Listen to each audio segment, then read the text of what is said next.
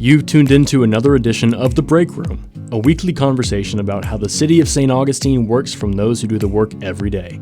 Hosted by the City of St. Augustine's Communications Director, Melissa Wissel, The Break Room offers a closer look at the different city departments and provides updates on current and upcoming projects and events. And now, your host, Melissa Wissel. Hello, and thanks for tuning in. You're listening to The Break Room. This is Paul Williamson, former Public Affairs Director for the City of St. Augustine, and I'm in studio this week sitting in as your guest host for Melissa Wissel, the city's Communications Director. Thanks, Melissa, for this opportunity. Well, with Nights of Lights officially over, the town's a little darker, and, as you think back about looking around the plaza during the Nights of Lights, which is the epicenter of all of those lights, do you ever wonder who's in charge of getting all those lights up into the trees? And not just getting them up there, but hanging them strategically, which you may not be aware of, symmetrically. Well, today we have the pleasure of talking with Joel Aldry, Foreman 2 of the Streets and Grounds Division, and I dare say the person who makes the magic of Nights of Lights come alive for all of us. Joel, thanks so much for stopping by the break room today. Thank you. Well, first question is, there really is a method to your madness. You're not just down there throwing lights up in the trees. Tell us about, first, how long does it take to actually do it? It takes usually between 6 to 8 weeks to hang all the lights up. It usually takes about 10 to 12 weeks for the lights and the decorations all together. So you start in October? We start in the last week of September. Oh, okay. All right. And how long does it take? Are you doing it every day? I mean, you can't stop doing everything else that you do. No, we start in the afternoon, Monday through Thursday, from 4 p.m. till 9 p.m. in the evening. I guess it's important to hang lights in the dark, or when it's getting dark. Yes, it is. Very important, so we can see where they go and make sure everything's working. Make sure they're on. Well, there's always been a question because there are so many lights. How many lights are there? Or how many feet of wire? Give us some sense about how much it is. I would say somewhere close, approximately 64,000 feet just in the plaza alone. 64,000 feet. Yes, and that's approximately 4,300 feet per tree. It's a lot of lights. A lot of lights. Each light's about 6 inches apart. So these come in, I guess, big crates, and you have to unpack them. Yes, they do. They come in individual boxes, and they come with, they're all rolled up separately, and they're new every year.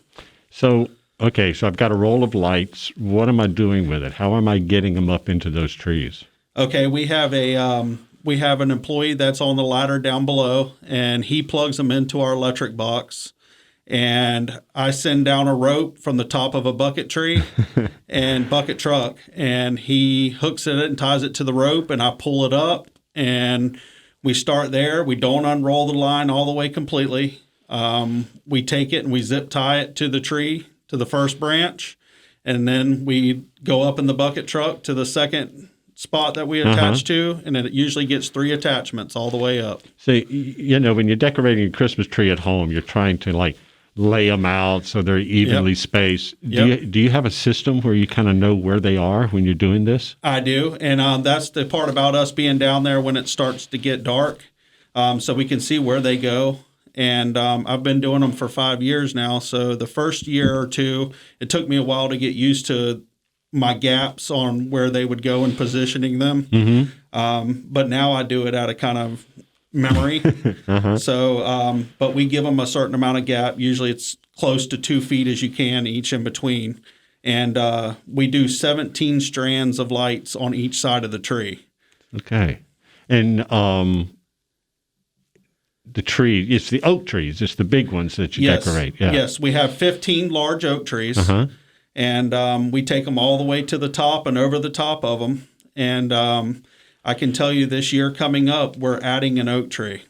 We are going to have 16 oak trees this year. We have waited for one of our young oaks to get sized up and ready, and it's ready this year. I have this image of a young oak aspiring to be part of the Nights of Lights. It's going to be this year. It's going to be this year. I think there's a children's story there somewhere about the oak tree that gets old enough to be part of Nights of Lights. there's the lights, but Yes. then there's all the other holiday decorations. Do you work on all those as well? Your team? I do. I have a team of guys that we hand build wreaths. All the wreaths that go down the bayfront and the plaza, City Hall. We have guys that have replaced all the garland on those wreaths this year. They tear them down and redo them for brand new for look, and because a lot of them are just over time they fail. We have a team that does that at the warehouse, and we also wrap poles with the ribbon, red ribbon you see all over town, and also we do all the marketplace and the gazebo. All of that gets decorated by us. What about the tree?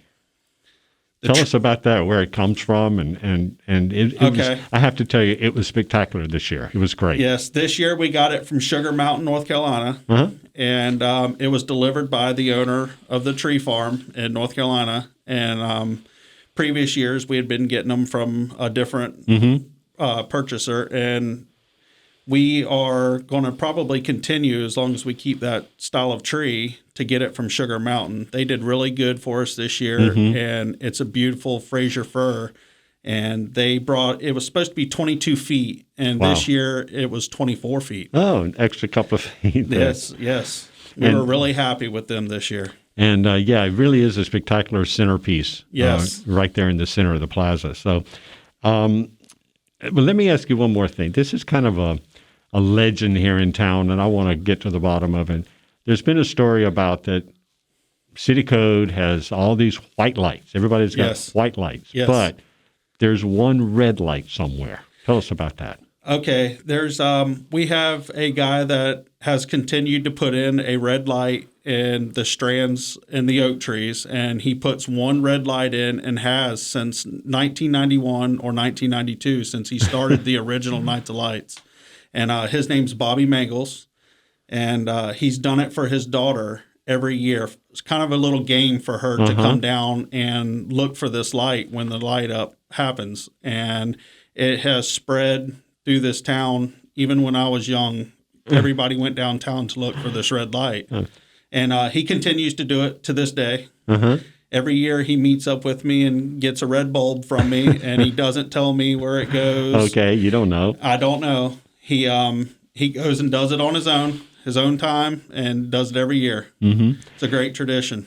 And even this year, you mentioned light up. We didn't have the big ceremony downtown, as we're all kind of dealing with that.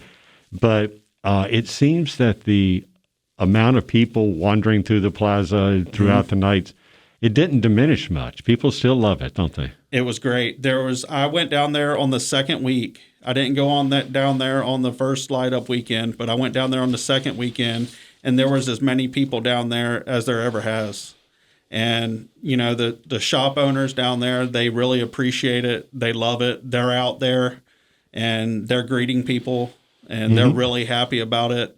And they want more lights every year. You started a little your deadline to get them done was a little earlier this year, wasn't it? By a week? Yes, sir. They asked for us to get it done a week early this year, and which was not a problem.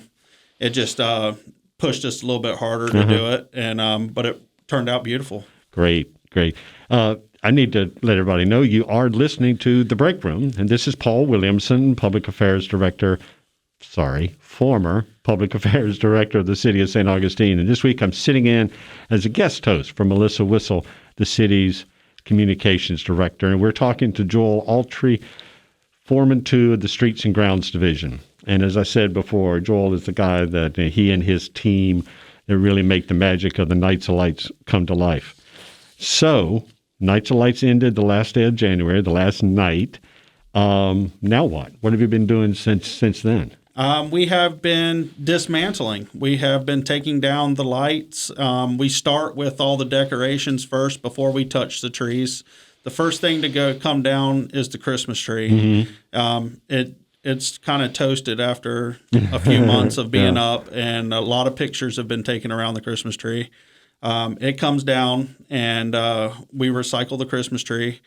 And now we start unwrapping poles, taking down garland and wreaths, and putting all that stuff back in the warehouse to prepare it for next year. And we just got done, matter of fact, taking down all the lights, and we recycle those. We take them and solid waste. Solid waste takes all the lights, and we recycle them and put them in a bin, and every year they get recycled and put right back into it. Because my guess is after a string of lights have been up in the tree and there's been weather and everything else, you can't really take them out and wind them up and reuse them. And it might not be safe anyway. Yeah. Yeah, there's a lot of damage to these lights after, a couple of months of being up in the trees, and between the wind and animals and everything else, it's a lot of wear and tear on the lights. And do we...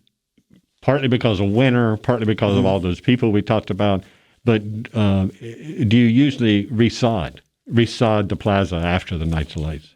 For the past 2 years, we have not resodded the plaza. We have aerated the plaza. We started an aeration program where we started aerating. Now tell me what that is. We get a machine out there, and it's got some hollow pipes on it, and it runs over top of the sod and aerates it. What it does is pokes holes in it and takes out core samples out of it, and it just allows air and oxygen to get into the ground where it will reproduce seed better and grows. And we got a brand new irrigation system put into the plaza last year, so that's how we usually do it. We usually seed it and get it aerated and let it regrow itself. Is that the little house that's down there with the pump? Brand new pump house, yes, sir. Looks great. It matches the well, the old well that's there. Well, that's great to know that we recycle the lights, because even though we can't use them, they're not going into the landfill and all. So yes. In just a few minutes we've got left here, I want to mention Arbor Day, which happened back in January, the city's Arbor Day. And tell us where, for those who weren't able to attend, where and what kind of trees did the city plant this year? This year we were at the events field, Francis Field, and we had a social distancing event. It was live on social media. We give out 250 saplings and through a little drive-through, and we planted 3 large magnolia trees, and it was fairly quick and easy, but it was just it was a COVID event, so there wasn't a lot of people there. But Smokey Bear had to drop out. Yeah, no school this year, COVID obviously, and Smokey the Bear dropped out because there was no school. Tell me about magnolia trees. I'm curious, because anybody who has one knows they drop a lot of cones, and they're beautiful and they're big. Yes. Why were those chosen for Francis Field?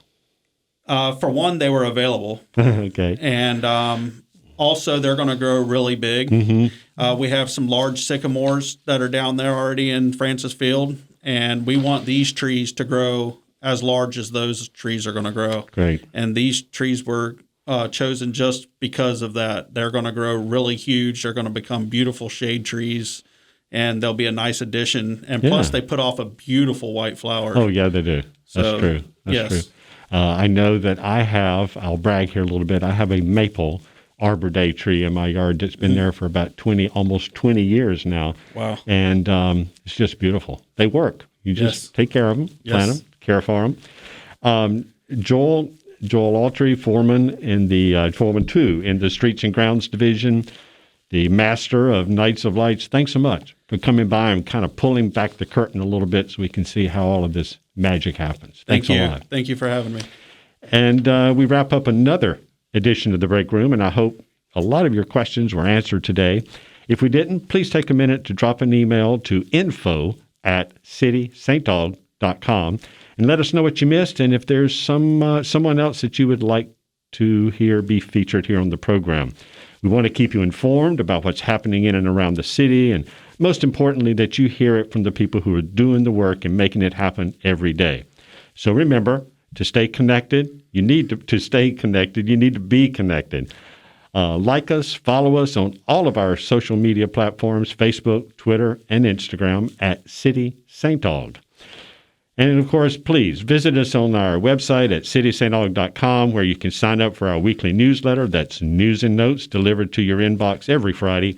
And listen anytime to our current or past broadcasts of The Break Room at cityofstauntradio.com. Until next time, this is Paul Williamson. You've been listening to The Break Room, a weekly program addressing projects and programs offered by the City of St. Augustine. Join us each week as the city's communications director, Melissa Whistle, has in-depth conversations with the people who make our town work to meet the needs of our community. The Break Room is produced by communications specialist for the City of St. Augustine, Cindy Walker, and engineered by Flagler College communication major, Lily McNeil. See you at this time next week for another edition of The Break Room.